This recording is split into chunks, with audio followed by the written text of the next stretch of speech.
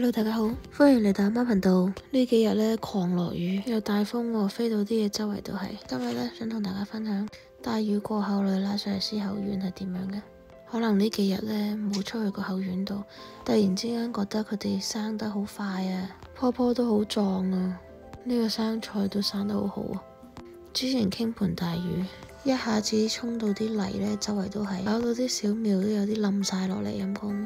佢哋好似突然之間大咗好多，大咗成個碼。天氣都好好啊，你睇下呢個土豆突然之間變咗咁高喎，枸杞都出花啦。咁我哋就幫佢施下啲蛋肥啦。咁啱先食咗啲蛋，又唔想掉，唔好嘥啊，直接用嚟施肥，補充啲鈣質都係唔錯噶。整完之後呢，就整翻個簡單嘅包當午餐食先。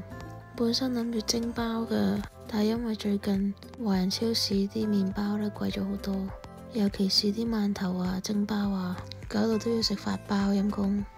不過呢個包呢，有蛋有肉，都唔錯，簡簡單單又一餐喎，好過出去食啊！依家啲物價咁貴，好多人寧願都喺屋企自己整啊。下次同大家分享喺拉瑞斯出街食要用幾多錢，因為個個都話貴啊。咁我哋呢個視頻就去到呢度啦，我哋下期再見，拜拜。如果鍾意就訂閱點讚，拜拜。